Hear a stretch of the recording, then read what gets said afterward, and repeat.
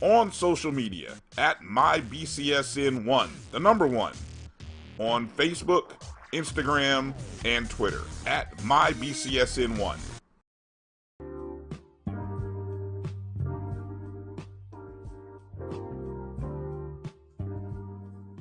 This is the BCSN Pod Zone, your place for the news, views, and conversations about all things related to HBCU athletics. Here are the BCSN SportsWrap, Dr. Cavill's Inside the HBCU Sports Lab, Knights of the Round Table, the pregame show, the Carlos Brown Show, the ONG Strike Zone, and more in one place. We are changing the way you consume HBCU sports, one broadcast at a time. Maureen is saving big holiday shopping at Amazon, so now she's free to become Maureen the Merrier. Food is her love language, and she really loves her grandson. Like, really loves. Nope. Nope. Come on, him? Ooh, I like him.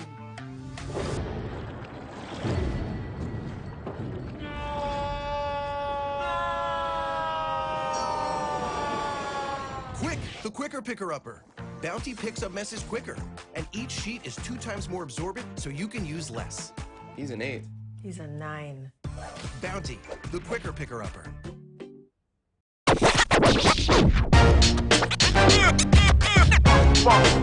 It's like a loot machine. Going around town, people trying to get down. That's a pretty tight spot. Watch this. Of course your Buick parks itself. That's so you. It's just up here on the right. Of course you know where we're going. That's so you. Kinda got a sixth sense. And a head-up display. They're here. Hit the field, warm up. You brought all these players in your Buick? Yeah, So you. it is. There's a Buick that fits your life, because at the heart of every Buick SUV is you. You see Head and Shoulders has...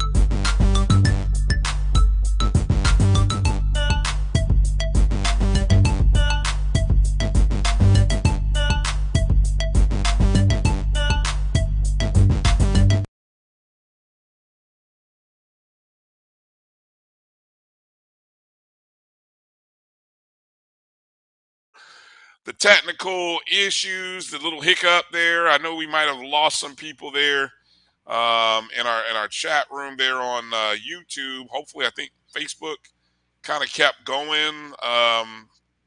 Hopefully, Twitter. Nope, Facebook stopped as well. All right, and probably Twitter as well. So that's why you need to go back and catch the Pod Zone. Perfectly, or the app. Exactly. Yep, because we will put all this together into one nice show. Somebody will edit it. Yeah. So but we'll for purposes of putting it on wax, we'll go ahead and finish the show as we had planned. I hate the fact that we lost our people because we had a good little chat thing going there. So, but that's all right. We'll pick that up in a minute and come back to it.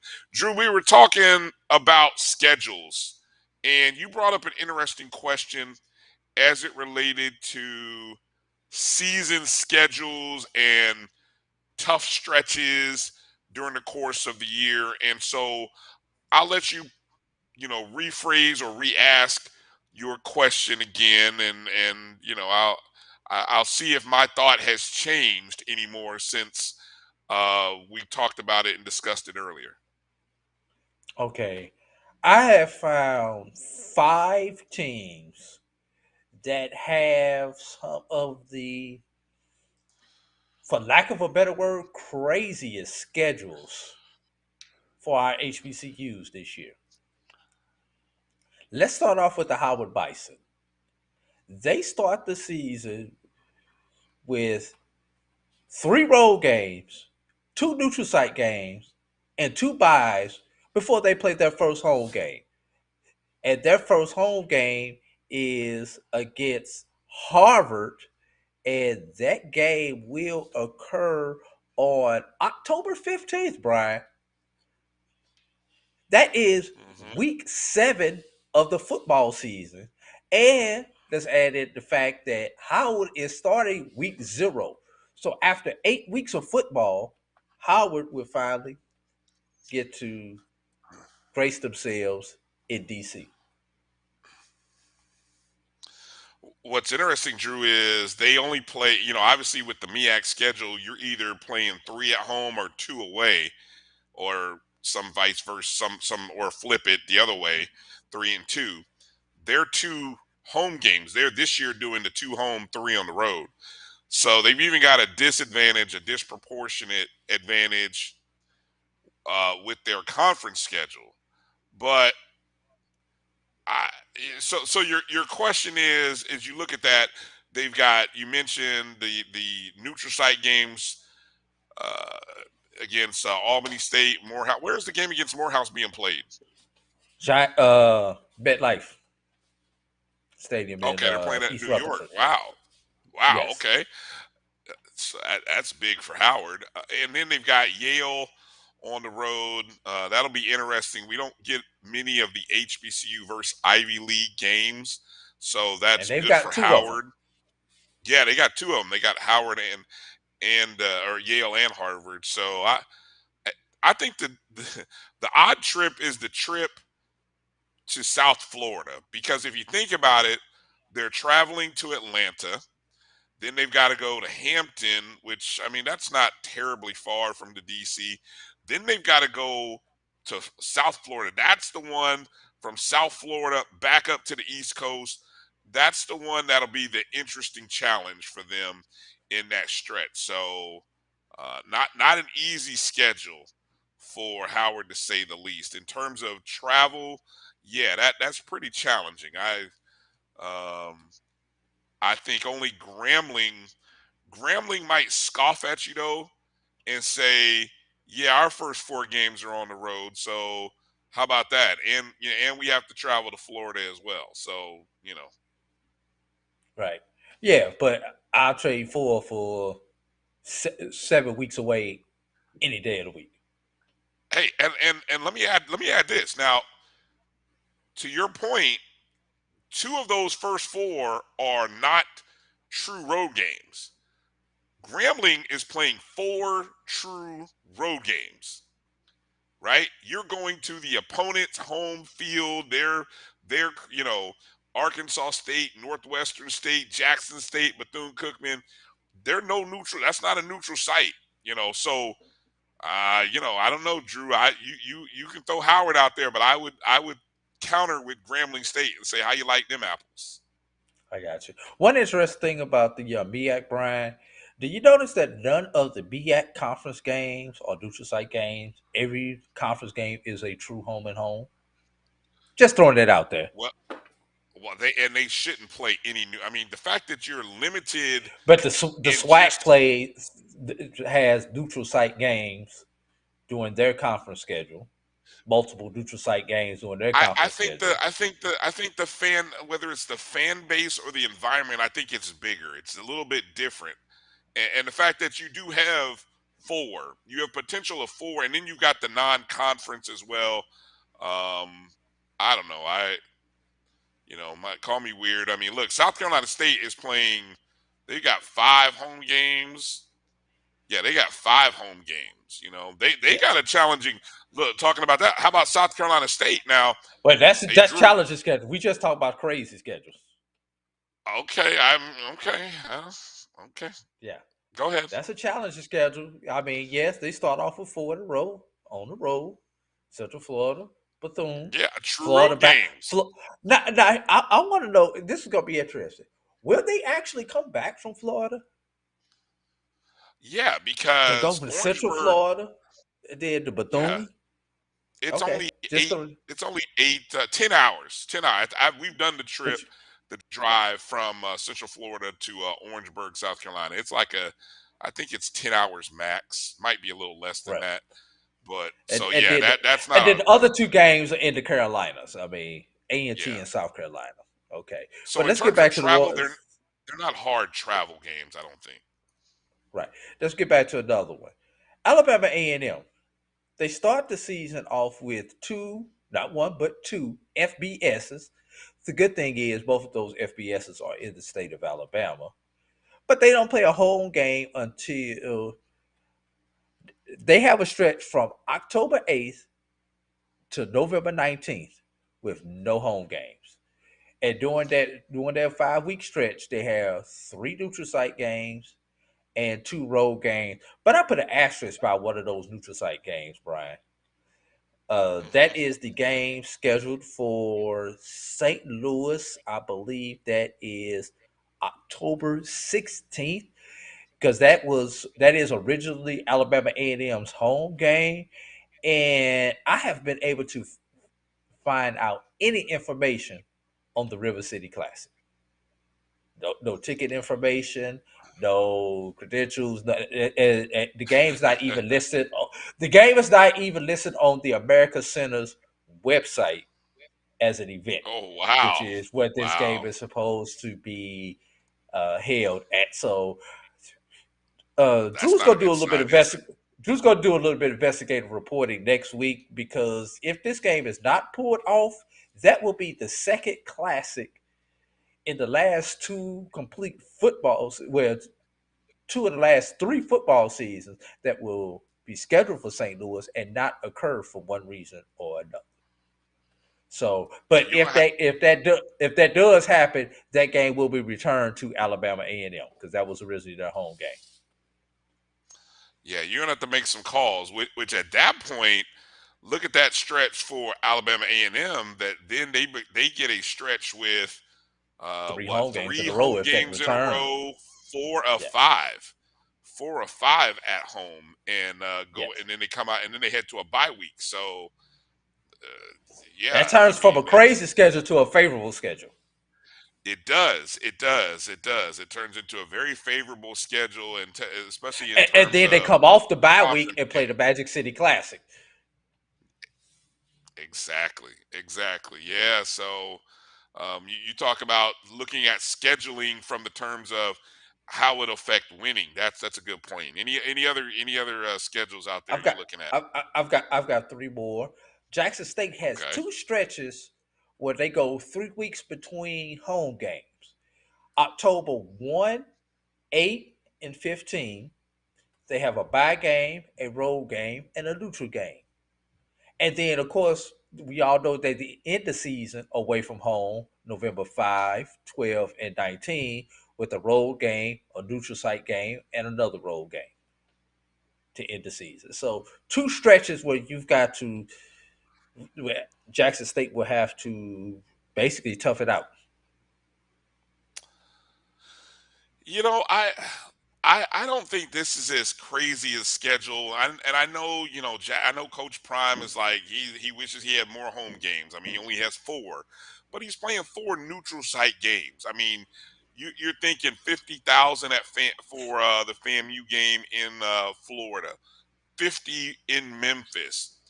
I maintain, despite what EA thinks, there's going to be over 17,000. I'm saying you're going to at least 40 at Bethune, and the A&M game in the Gulf Coast, that too will probably bring 30 close to plus. 40 to That'd 50. be no, I think that's gonna be a 30. That's a 30,000 game. That's I don't even think that stadium holds 40. So You that's don't gonna be think a so? 30. If it holds 40, it's low 40s. It's not a 50,000 seat stadium Okay. in Mobile. Well, Uh, Go ahead. but And then of course you what I'm got throw saying in another is, 6, throw in another 60 at homecoming. So yes, when they host Campbell for homecoming, and so I think it's a favorable. It's an interesting schedule.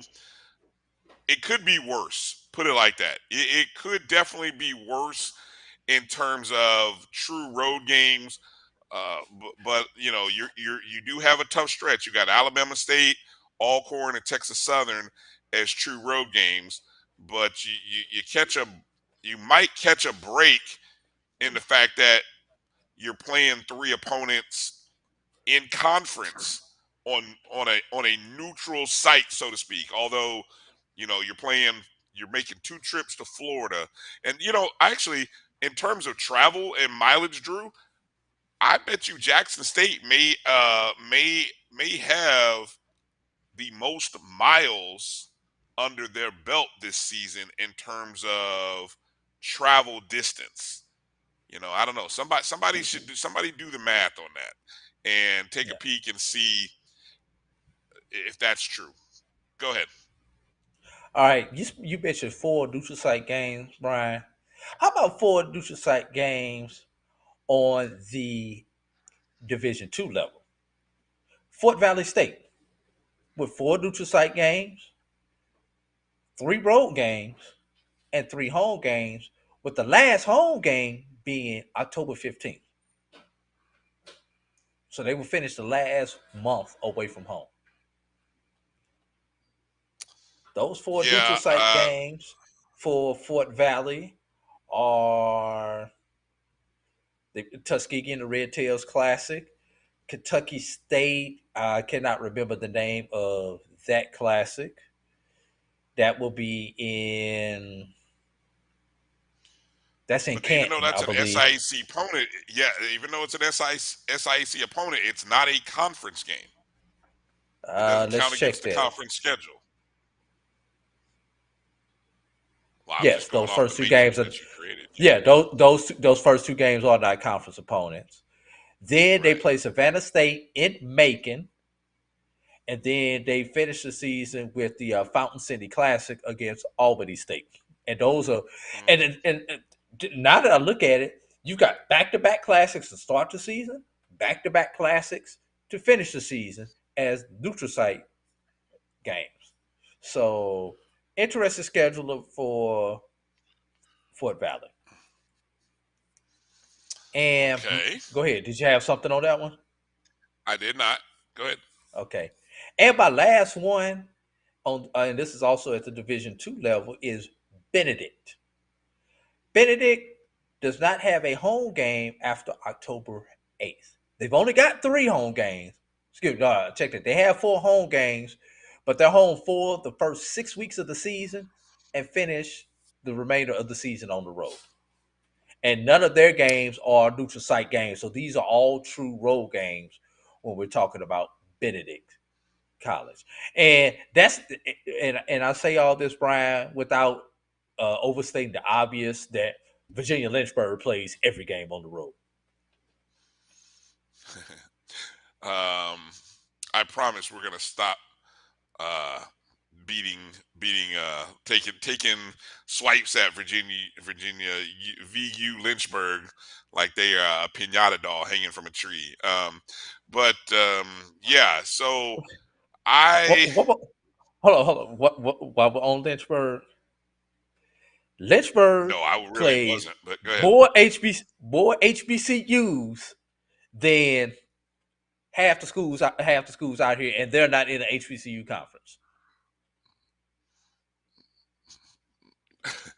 Oh yeah, you're true.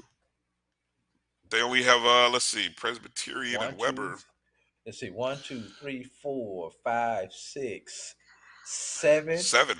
They, they play no, they play more HBCU opponents than 7 Division 2 or NAIA schools, and more than 1, 2, 3,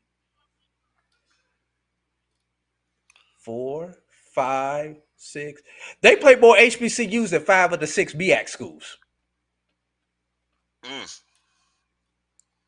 Well, look, No, four of the coming six. back Four to of the six MEAC schools. I'm sorry. you were talking about Benedict, so coming back to that, I think it's a shame that Benedict they have a beautiful stadium, and so to be losing out of playing games in mid-October, early November, I know that's got to be disappointing for them. I would imagine looking at their schedule, they're probably going to do some sort of mix between a homecoming and senior day on October 8th.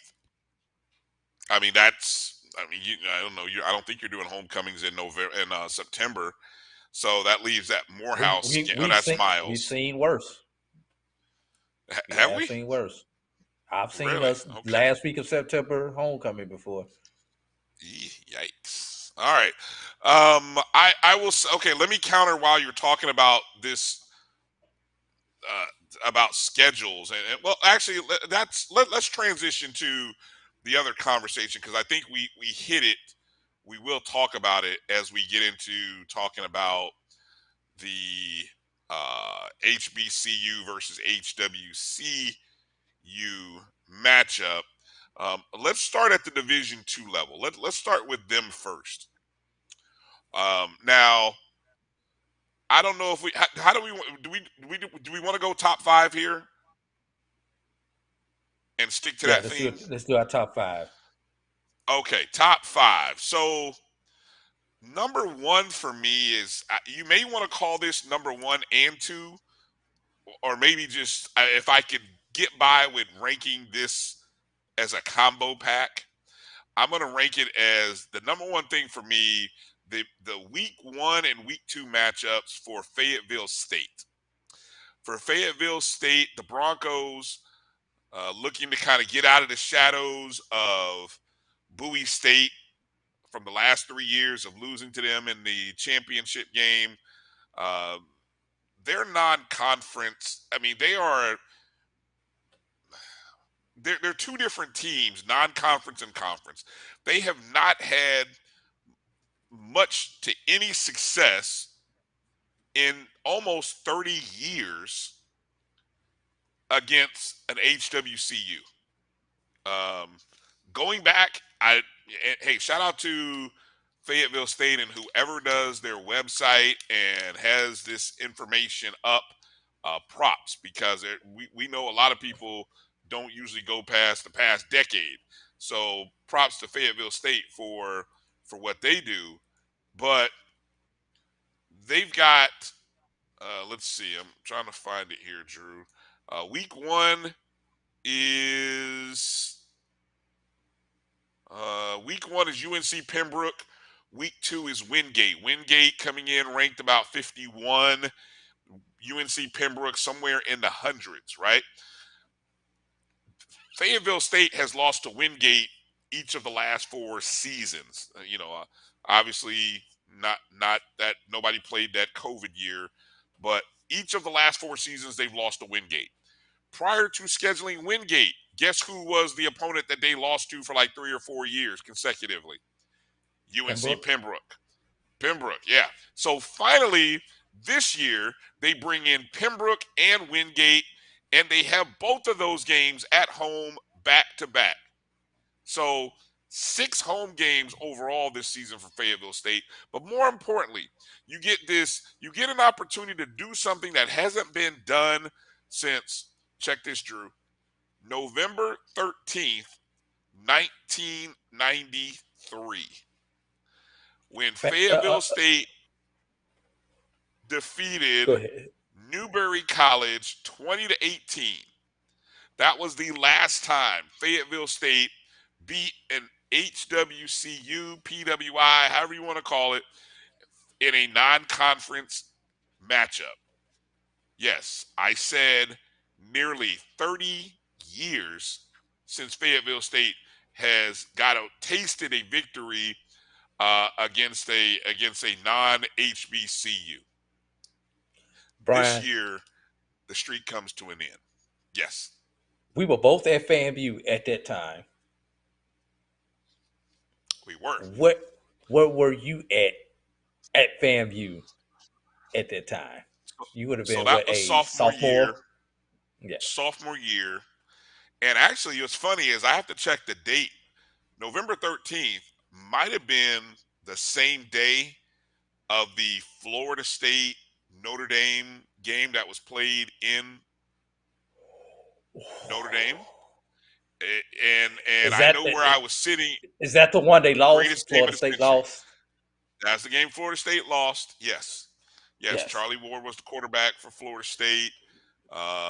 Notre Dame ended up winning that contest, and then they would screw around and lose to Boston College on a field goal the next week week. later. Yes. Yeah. So, but I think November 13th might have been that Saturday when that occurred. So that's what's crazy as I think about that. I don't know the exact date, but yeah, this year the streak comes to an end, Drew. I'm calling it. Comes to an end. Yeah. What's your Well, number one? I was gonna say, just for me, that would have Uh-huh. been my junior year, and Okay. Oh that yeah. that was just before. Let's see,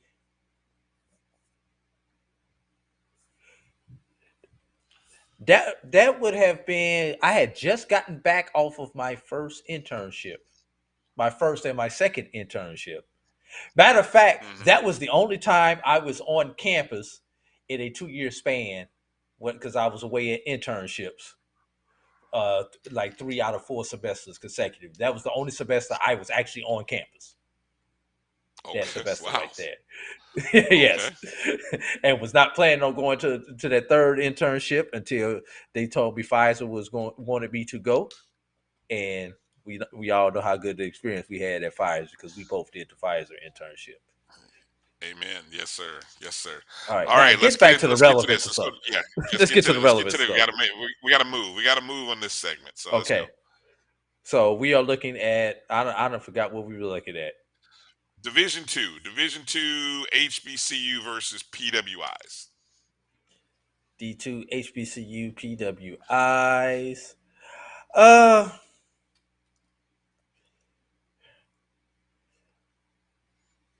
I am going to Lots. take I've got to take a combination of games. If you took a combination of games, Brian, Okay, Albany but I State. but mine was with one school though, so that's the only caveat there. One school. Okay, no, these are both Albany State games, but the Okay. two games that they play against the Gulf South opponents, they open up the season against Mississippi College, and then week 3 against Shorter College. Mm-hmm. So playing those two Gulf South opponents that they played last year, notice Valdosta State is not on the schedule this year. Smart job there by Coach G for not letting Valdosta State ruin the party again. Good But move. they're gonna Right. have to, in order to make the playoffs, they're gonna have to win both those games. If they win both of those games, they finished last season at number 4. They could be sitting in the same position as a Bowie State was last year, with the number 2, with the opportunity to be the number 1 seed, assuming they take care of business in the SIAC. That's why I have to group those two Um, games together. I didn't think about grouping them because I think the important game is the first one, which is the Mississippi College game. What's surprising is the metrics and the analytics from Massey ratings really only look at obviously first off I'm this is why I talk about the importance of winning these games. Albany State ranked 42nd by Massey. Mississippi College is 16, right? So technically, Which should be garbage. Let's think about that. Albany State, who finished number 4 in the region, the same region that Mississippi College is in, and shut Mississippi College out last year, 24 to yes, nothing at their yes, place. Get them yes, at home, yes. and Massive Ratings has Mississippi College predicted to win that game and rank higher than Albany State. If you can find somewhere to put some money on that game, put it on the Golden Rams. Yeah, when you start dropping lines for Division II games, that'll be the day. I don't know how you do that, but yeah, maybe you convince somebody, but yeah. So I've got I think Albany State can win that one, and in the shorter game, they should win. They should be a favorite over Shorter. So that was one of my 5 game, or one of my. So that was my number 2 game. So do I go to it? Do I do a 3? Do I go to number 3 here? We'll both do a 3. How about that? Okay, I like this matchup in week 1 here between Bowie State and New Haven.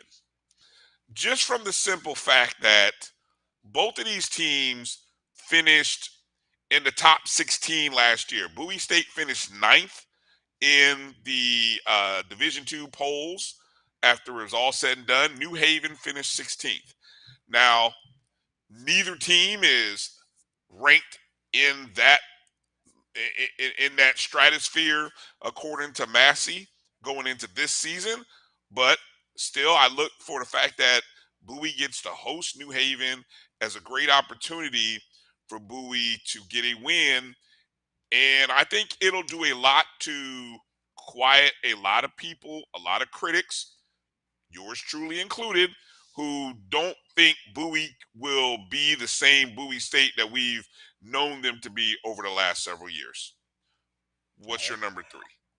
I've got to flip this around. I've got to actually do this from and look at the historically white school and then bring it back to the HBCU. West Alabama Okay. in week 1 and week 3 play two SIAC opponents. They play Okay. Morehouse in week 1. They play Tuskegee in week 3. Now, we're talking about Albany State trying to get wind up with a higher seed this year. Those two games against West Alabama by Morehouse and Tuskegee will help the SIAC's conference ranking if one or both teams defeat a West Alabama who comes in at number 19 on the preseason ranking. So for SIAC purposes, I have to look at those two games in combination together, Brian, because that's a common opponent. One from the east side of the conference, one from the west side of the conference. So, Yeah, that's a good point. I see Lawrence Reeves agrees with you there. He's got his number one is Tuskegee at West Alabama, and I think as I'm just looking here, he's got a few other games. He actually agreed his number two. He's got the New Haven Bowie State game. His number 5 is actually my next game I'm going to go to, Drew, and that's the Virginia State at Lenore-Ryan game, week 1, Virginia State. Lenore-Ryan's actually kind of ranked 29th in the Massey ratings, so that's a team that has a lot of they've got playoff history. And so I'll almost say, in the same respect that you pointed out, West Alabama's impact on the CIAA, how about Lenore Ryan's impact on the the SIAC? How about Lenore Ryan's impact on the CIAA and Virginia State? You know, if Virginia State can find a way to get a win against Lenore Ryan, even though they're having to travel on the road, that can be a huge pickup for whoever comes out of the CIAA, and many of us seem to think it'll be Fayetteville, or could be Fayetteville. At least they're one of the few in the mix. So combine that with Fayetteville State's 2 wins over Pembroke and Wingate. CIAA, Drew, who knows? Maybe they're the conference that gets 2 in. well, if we've got one more CIAA game, if we're going to do that, then Brian, you have to go to week 2 when Union travels down here around the corner from me and plays Valdosta State, the number 3 ranked Valdosta State, and with Union picked to be the heir apparent to Bowie State in the CIAA North by a lot of prognosticators. So that's another game that will help the conference rating for the CIAA. Union with a victory or a good showing on the road against perennial Division II power Valdosta State. I love the fact that, Valdosta State is playing a couple of HBCUs in Miles and Virginia Union. Shorter is playing a couple of HBCUs, I believe. West Alabama, that you've already mentioned, are playing a pair of HBCUs. Anybody else that's playing 2 in there that you see? Let's see. Did I Let's say look Wingate? I at. think Wingate has 2. Wingate's playing 2 as well. Yeah. West Georgia, With not this year, but West Georgia has been known to play multiple HBCUs. Also, they usually have a triumvirate with Miles, Tuskegee, and Morehouse. They usually play. A lot of times they'll play a combination of two of those three teams over the years. I believe does it Erskine? Not this year. Erskine is only has the one. But I know Erskine in the past has Yeah, played multiple Erskine is at HBCU Clark. They're at Clark this year. That was one of the games that and you at just Kentucky, mentioned. Two, and they go to Kentucky State. I thought I saw Erskine on there. Yes. I'm just checking here. Yeah, that's to open the season. So, Yes. yeah, that's an opportunity there.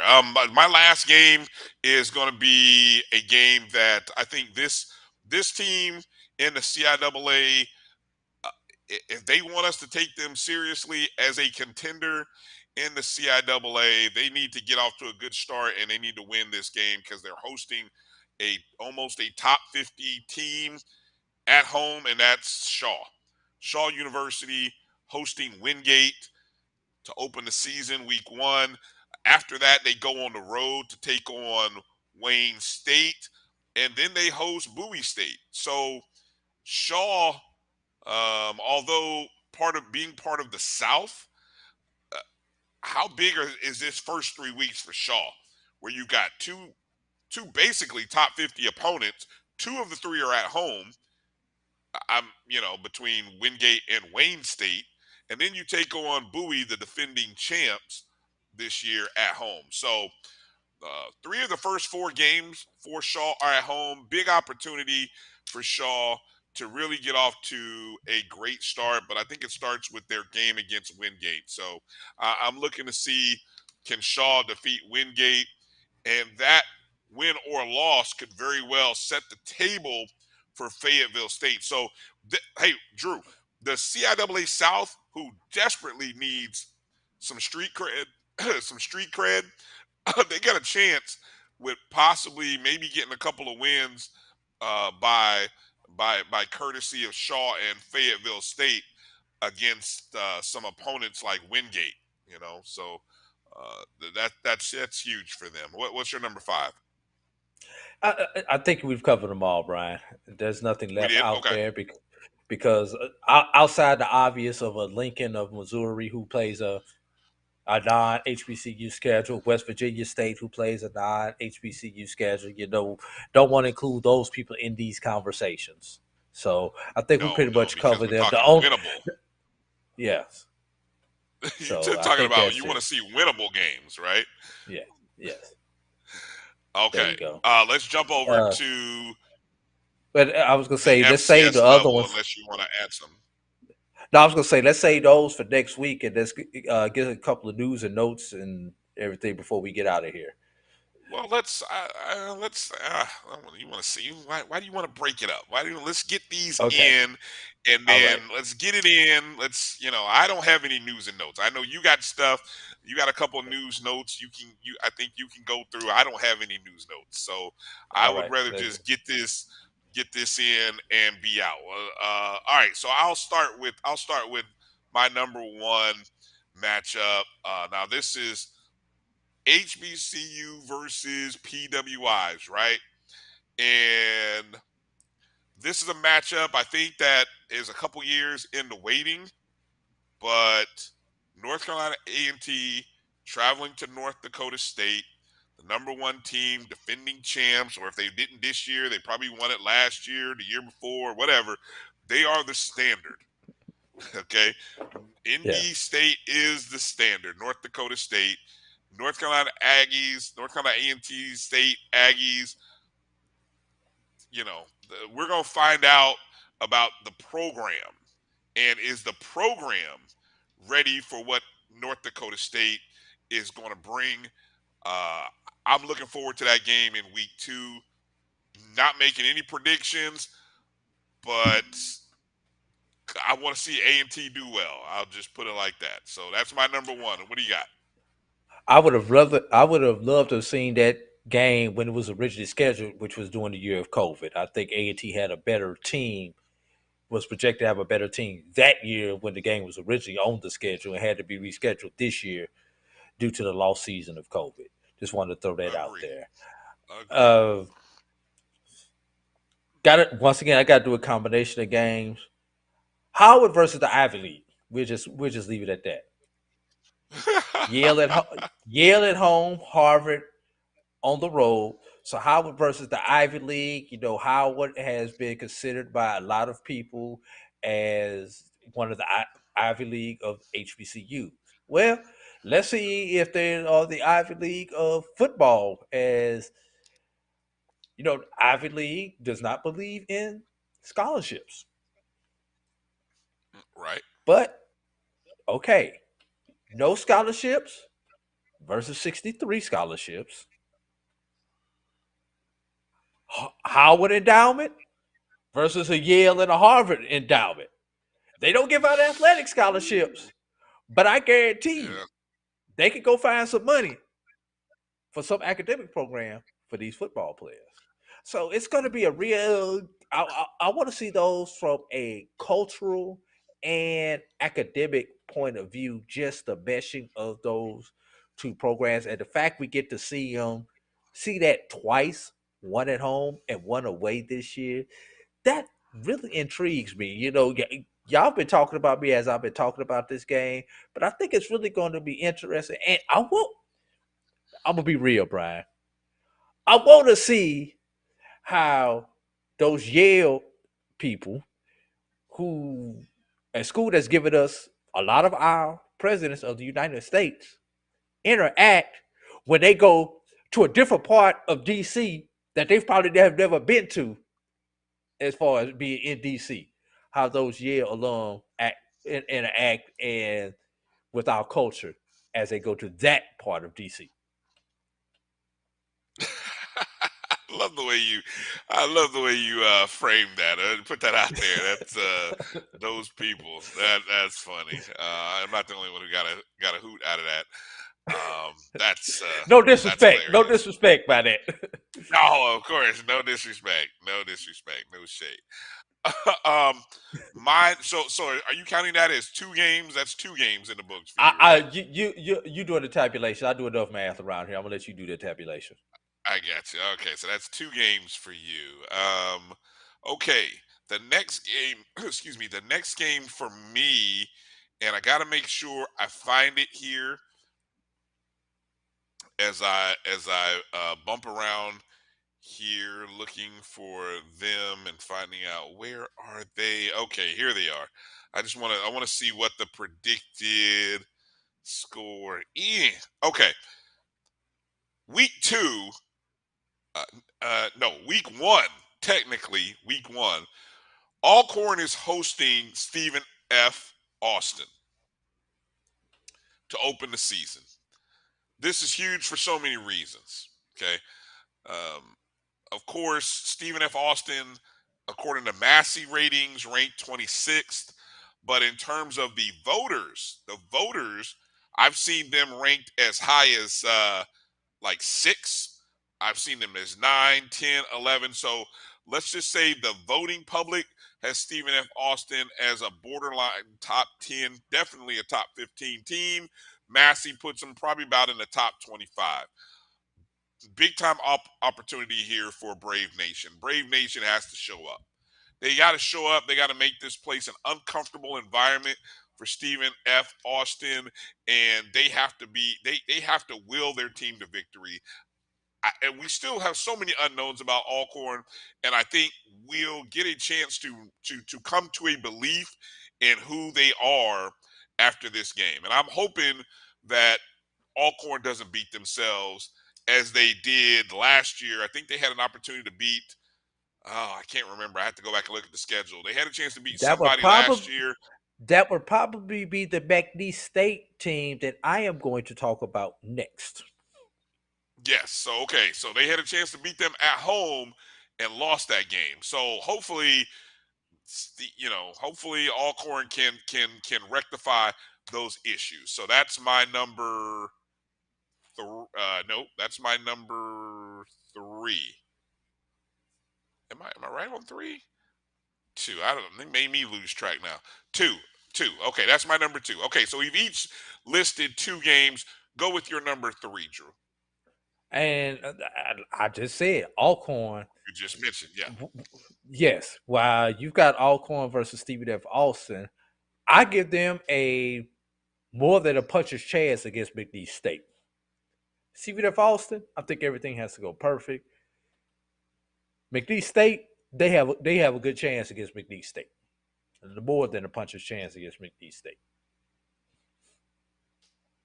Yeah, I was trying to see where McNeese is. McNeese is 42. So, I mean, look, those are two top 50 rated 42nd. So, McNeese, you're talking two top 50 rated opponents preseason wise for Alcorn State. You definitely would like to see Alcorn get a win there. And again, McNeese State, I don't know what the record is, but I think they've got some kind of decade-long streak versus SWAC opponents. They're the 13th member of the SWAC. Used to be number 11. Right. Yeah, move over, Tennessee State. We are the 13th member. Um, Opportunities to win. That's what I'm looking here for my number 3 game. And I think there's a real good opportunity here for now. Look, Grambling at Northwestern State. Um, well, let me go back for a second. I'm gonna scratch that game because there's only a handful of these games that you get at home, Drew. That's why the Stephen F. Austin game is so big. That game is a home game. Another I've got game another set of that, games, and I hope you don't take it from me. well, look, and you mentioned Yale is coming to Howard. Yes. Uh, I I'm not going to. If you're going to take, if you're going to use Campbell Jackson State, I'm not going to use that because you might be. I don't know. I was going to go to the, and I had this written down, so I think this is right. It's the Texas Southern UTSA. I think it's either that one or is it the Prairie View Incarnate Word? I'm trying to remember. One of those two games. I think it's the Prairie View UTSA. That's the game that bear with me here real quick. Let me make sure. Prairie View has Abilene and Incarnate Word, both on the. TSA. Yeah, I gotta double check. I gotta make sure. No, they've got Incarnate Word at UTSA. home, Abilene on the road. Oh, is that what it is? Okay. Yes. Prairie View has You know, Abilene on the road, Incarnate at home. okay. That's gonna be a tough one. The Incarnate Word. I mean, Incarnate Word is a top 20 caliber team, rated 19th by Massey. So Texas Southern gotta is the one kind that of. travels to UTSA. No, I thought that was home. Texas Southern is hosting UTSA. Or who was it? I know Lamar is okay. Prairie View at Lamar. That should be a winnable game for Prairie View. Although that's not a sexy game. I'm looking for sexy matchups here. And I had my doggone notes. I had Well, it written why down. you do that? I'm Yeah, going to go take ahead. Go ahead. I'm going to take the triumvirate of games by Campbell against our HBCUs. Campbell plays 3 HBCUs this year, which is more than some HBCUs play other HBCUs. But I digress. Central travels to Campbell week 5. Campbell travels to Jackson State for week 8. And then Campbell travels to Delaware State for week 12. So not only do they play 3 HBCUs, but they travel to 2 of those 3 HBCUs. So Drew, that, hold on. I'm sorry. Campbell has 4. I'm looking oh, at did I this. miss They one? actually, you missed North Carolina Central in week on October 1. That's what I got that one. Yes. I got that And week then 5, at Jackson State, at North Carolina week 8. A&T the following week, I and missed then the at the end of A&T the game. season at Delaware. I missed the Yeah. A&T. I missed the A&T game. That- That's what it was. okay, that's the week after Jackson State. So let's put this into perspective, everyone. Campbell plays more HBCUs than Hampton. Campbell Ooh, plays more that's not fair. HBCUs than Tennessee State. Ooh, that might be fair. Go Campbell ahead. plays more HBCUs. It plays as many HBCUs as A&T. Mm, well, IJS. look, IJS. Campbell. Look, Big South. Look, the Big South is what it is. You know, you got to think smaller conferences. They have more open slots to play. Now, what is interesting about those Campbell matchups, Drew? Mm-hmm. Campbell's a favorite in all four of them. Because All they're coming four from of the them. Big South. Even the Jackson State game, they're a 3-point favorite, and as high as 13-14 against Central and Delaware State. Just 1 point again. The closest pick 'em is against North Carolina A&T, their conference rival. I can't call them a rival. Can you really? Because they're probably only going to play 1 or 2 years Opponent. before Opponent. So conference opponent. Thank you. Campbell plays plays 5 HBCUs this year. How did you get up to Campbell, 5? because they play A&T. They play 4 That's non-conference. 4. That's 4? No, 3 non-conference, Oh, 1 then one conference. conference. Okay, Yeah, I'm sorry. You're correct. that's all right. You're Yeah. correct. They play 4 I They mean, play look, 4 HBCU. by the metrics, I mean Campbell is predicted to win 8-9 games. Every game except an FBS trip to East Carolina and a game at William and Mary.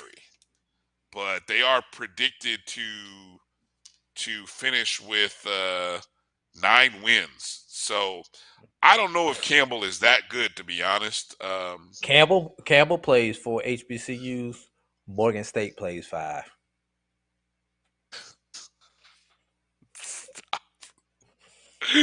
All right, let's go to my next contest. I know it's in I'm done. here. I'm done. Yeah, you should be done. Week 2. How about Morgan State traveling to Towson? Speaking Towson of, huh? ranked. Yeah, speaking of Morgan State traveling to Towson, I believe Towson is in the it's in the Baltimore region, is it not? It's in the Maryland area, right? It's in Maryland. I don't know So where in Maryland. yeah, so I mean that's an opportunity there. But good opportunity there in week. Let's see, what week is that? That's week 2. So for Morgan, what's what? I'm sorry. Sorry. Psychedelic literature says one Campbell commit thought that Campbell was an HBCU. Hey, look, I can understand it. I can see it. I can understand it. I can see it.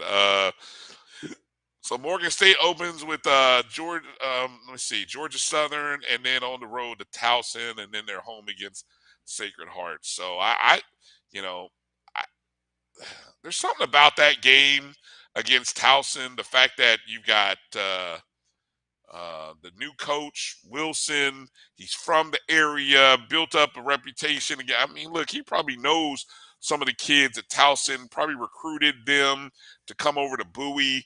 So there might be some familiarity there that might help Morgan out. I like their chances on the road in that contest more so than opening the season against Georgia Southern. So that's Chuck says Towson is located in the Baltimore, Maryland area. That's what I thought. That's what I thought. I remember when they played that contest a couple years ago, it was a big deal for that very fact because I think it was one of the first times that they played, or maybe the first time in a long time since they played. So yeah, upset might be an upset opportunity there for Morgan. Any other contests that you want to spotlight, Drew, before we close it out? I'm gonna take a look here and see what other comments are here, what other matchups people are looking forward to. HBCU versus PWIs. No, just having fun today. We're just having fun, man. Lawrence Reeves, number 5 is Norfolk State at Sacred Heart. Tennessee State at Eastern Washington. I Eastern look, I stayed away from that. Eastern Washington is ranked. I've seen them as high as 6. I've seen them rated pretty high. I That's in the Pacific Northwest. You mean to tell me you really think Tennessee State's going to travel all the way out there? More power to them. More power to them. If they can do it, more power to him. His number 3 is A&T at North Dakota State. Number 2, Stephen F. Austin at Alcorn. And his number 1 is Morgan State at Towson. Let's see. How many games will Coach Jackson win? Coach Jackson, he's talking about Hugh Jackson? Look at that, Brian Johnson. You think that's who he's talking about? That's the only Jackson I could think of. Yeah, yeah. I think 500 would be a great year for Grambling. Six wins. I mean, I think the over under is pretty low. So if you feel good about Jackson State or excuse me Grambling, then I'd say play the over. And by the way, be on the lookout for our new over under contest that will be debuting on the Sports Wrap and the BCSN. An over under contest. Get a chance to you know you tell us the season win totals, conference win totals. When we drop that out, we'll set the number and you tell us whether you think your school or this particular school will go over or under the particular number of wins this year. So we'll hopefully be able to display or debut that on next week's show. All right, Drew, what are some news and notes that you got that you want to hit through? First of all, Barstool Sports. Now, we know Barstool has not had the greatest reputation among people that look like us when it comes to sports coverage. And once again, they showed their NBA or NWA. That's white, you know what, natural white, you know what. Whoever runs Barstool Sports, this comes from Stephen Gaither via HBCU Game Day. Washington Commanders president sets Barstool straight. Whoever runs the Barstool Sports Twitter gave the Washington Commanders and Omega Sci-Fi Inc. some unintended spotlight after starting off with shade. Barstool tweeted a TikTok video with 2 members of the Washington Commanders football squad dancing during a workout. And the caption read, "Why the Commanders can't win." That's the quote. Why the Commanders can't win. Clearly, whoever targeted the joke didn't recognize those dance moves, probably because they didn't look like you or I, Brian. Because those dance moves were actually 2 men of Omega Sci-Fi. I'm just gonna take a wild guess that the Atomic Dog was the song playing in the background. I haven't seen the tweet. I'm just gonna take a wild guess on that. Because the cue could I've be seen the anywhere. video.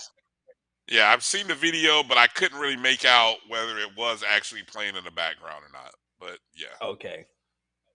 And we know what happens when members of sororities and fraternities start their stroll.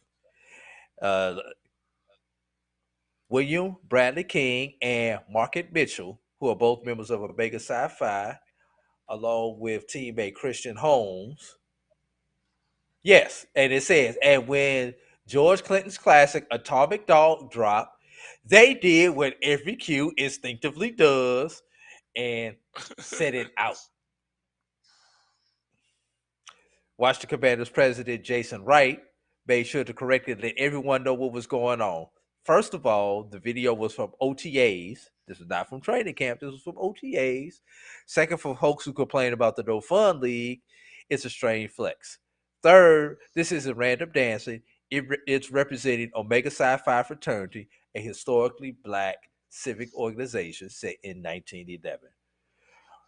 Ironically, Wright is a member of Alpha Phi Alpha, the oldest fraternity, African American fraternity in the nation. and he provided a link for all those people who wanted to learn more about Omega Sci-Fi, where they could go out and find a little bit of information about the brothers of Omega Sci-Fi. So shout out to the Divine Nine on this one. So, Can I some can I comments. comment? Can I Go comment ahead. briefly on that? Go ahead. So, as you said, you pointed out the person who probably is on the other end of that.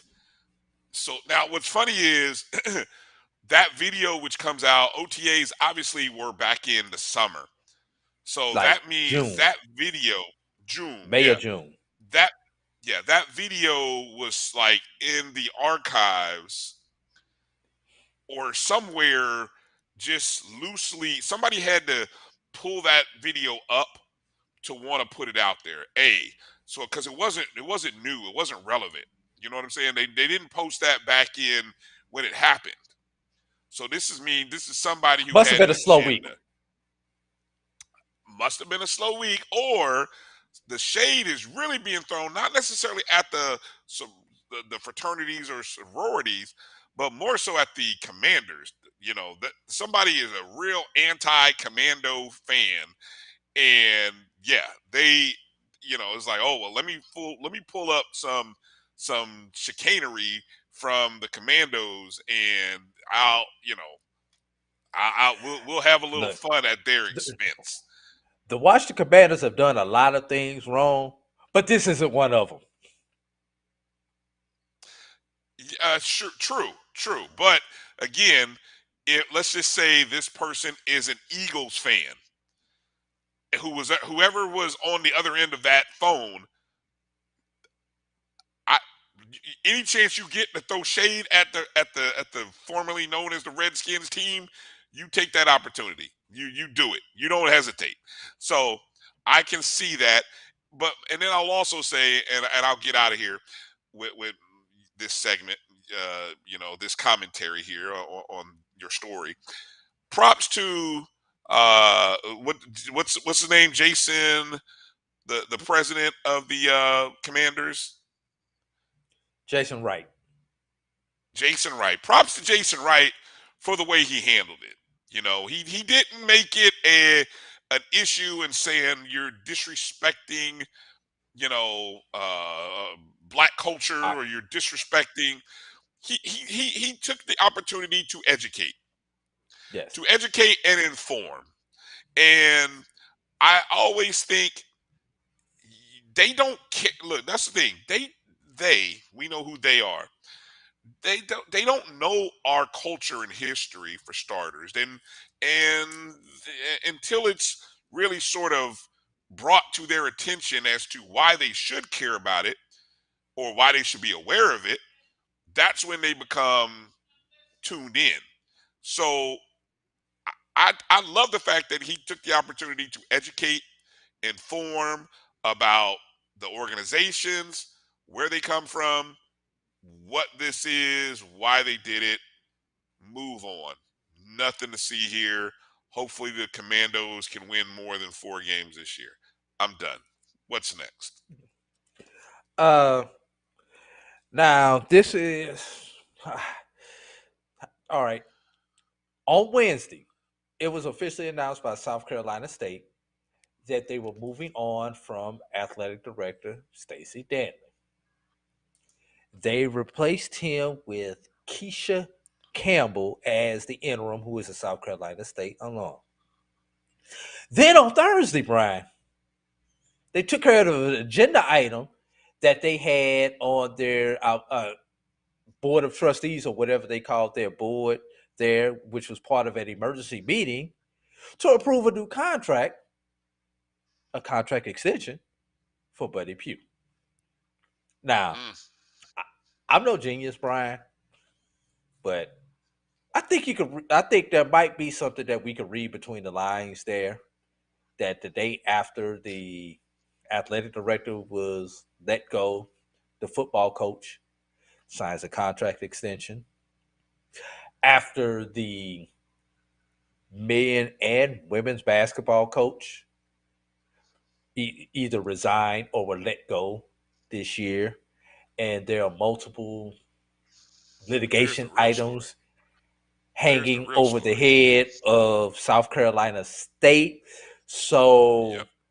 just the fact that, and the thing was, excuse me, not Campbell, Danley was not a contract employee.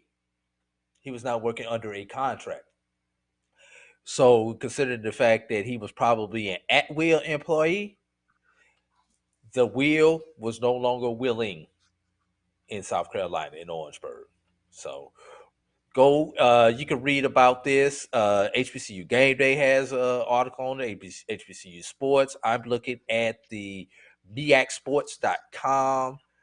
The post from there. South Carolina State has some information on that, but go out and read it. I don't want to throw shade out at anyone. I know Stacy personally, so I don't want to not gonna throw any shade out there at him. But there's a story there somewhere that we all need to figure out what and why.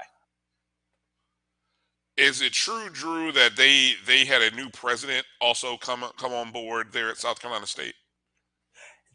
I have not researched that, Brian. But I do know South Okay. Carolina State in the past few years has been under some financial issues and have had to do a lot of things to get everything straight. And then shout out to Buddy Pugh, who's happened to win doing all the best that's been going on at South Carolina State. You know, the one constant that they've had at South Carolina State doing all the best. And yes, South Carolina State was considered possibly being overtaken by the state to come in and run it. But football has always been the one constant at South Carolina State. So, just want to leave that out there. Yeah, good point. Good point. I'll save no comments there on South Carolina State. Hopefully they can get it right over there. I still say I'm interested to see about those other stories which have kind of been swept under the rug. See if we Was ever it hear another? anything about Was it that stuff. another sport that they lost a coach in? Also, over the last in this calendar year, I think there was what other sport? And I'm Other just going off of other memory, than other Brian. than men and women's basketball, I mean they lost men and Yes, women's basketball. right, right. And within about a 2 week time period. No, they fired Right. one and the other one quit. If I Yes, remember right. well they fired it was the women's coach that they fired right after She a came out Title with a IX story. lawsuit was filed. Right, Yes, right that's after what a it was. Title IX lawsuit was filed, they fired the coach, which just seems wrong. But anyway, and then the other coach had resigned. He's now coaching. He moved up. He leveled up. So I forgot where he's at, but he went somewhere better, so to speak. So I don't know who the other coach was. Any other news and notes you want to hit on? No, I think it's about time for us to pick up this show and get out of here. But I am gonna say this. Make sure y'all tune in next week. I got some wild projections that I want to put out as we get ready for week 0 in HBCU football. And also, Brian, we on the clock next week, Brian. We got to pick games. We only got 3 next week, Oh, but we got to pick games next yeah. week because that'll be our last show before So the we pick preseason is before the coming to season. an end for us, pretty much, right? Preseason Yes, next week's yes. show. We After got that, next week's the last preseason show. we got to cut down to our 53-man roster before Sunday. Yeah, it's coming to an end. Okay, that's gonna do it for the sports wrap. Thanks to everybody who joined us in the chat rooms on Facebook and Twitter, Facebook and YouTube. I appreciate you guys jumping from one platform to another. You can hear this show in its entirety on the BCSN Pod Zone, which is an audio version. Everywhere you listen to podcasts, you can find BCSN Pod Zone. Google, Apple, Spotify, iHeartRadio. It's all there. Just search BCSN Pod Zone. And then when you get there, make sure you subscribe. Make sure you rate and review. We'd appreciate it. And then go share it. Share the link on your Twitter feed. Share the link on your Facebook, Instagram. Share it with a friend. We appreciate you. Do the same thing there you do on YouTube. Hit the bell, like, subscribe, share. Yeah, I think that'll do it. I think I covered. I hit all the talking points there, Drew. Except you got to add one. Oh man. Make sure you What'd start I forget? make sure you start following me on d2football.com as I'll be reporting on the SIAC I can't even get it out now, Brian. Come on, get it right. See, start over. d2football.com. Take two. Start again. I'll Okay. edit it out. Take two. Do it Make again. sure you edit it out. Make sure you check out d2football.com and check out my articles on the SIAC, as I am the SIAC featured reporter for d2football.com. All right, that's gonna do it for tonight's show. Hey, thank you for watching, consuming everything that we do. We appreciate you. We're so excited for this upcoming year. Should be a great one, and we look forward to bringing you along with us and joining in the excitement. So that's going to do it for the BCSN Sports Wrap. Our producer Roy, who we had for a segment or two, and then we transitioned over to producer Drew, called in off the bench to come do double duty. Pulled you out of the infield, Drew, to come pitch, and then Been watching Little League World Series, huh? Yeah, exactly. So appreciate you. That's AD Drew. I'm Bryan Fulford. Thanks for watching the BCSN Sports Wrap. Until we see each other again next week, be safe, be smart, make good choices, and spread the love. Peace out. I'll holla.